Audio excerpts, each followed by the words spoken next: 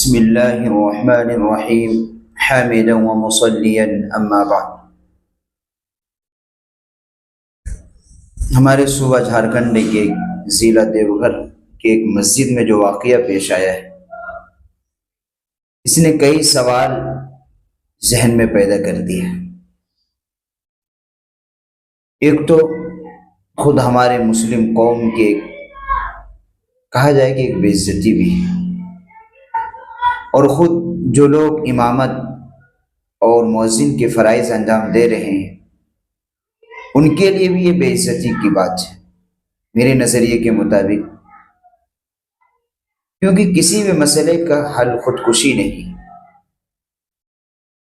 ہر ایک مسئلے کا حل ہے۔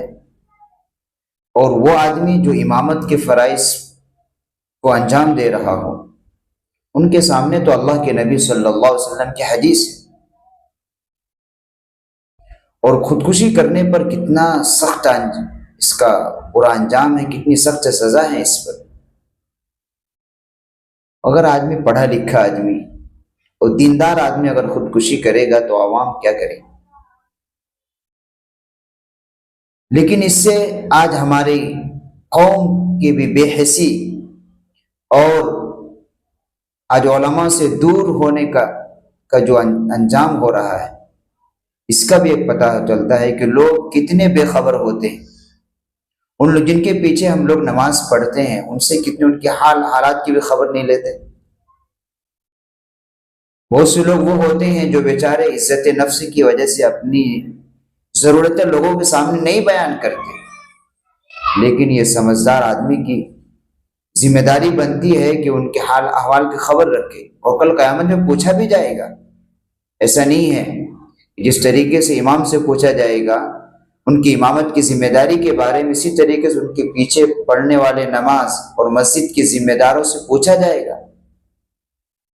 اس میں جہاں امام کی پکڑ ہوگی وہاں ذمہ داروں کی بھی پکڑ ہوگی، اس لیے کہ ان کی ذمہ داری تھی ان کی خبر گیری کرنا۔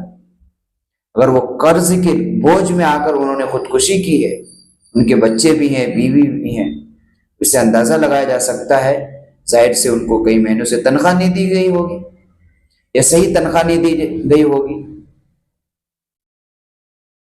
بہت سارے سوالات ذہن میں آتے ہیں،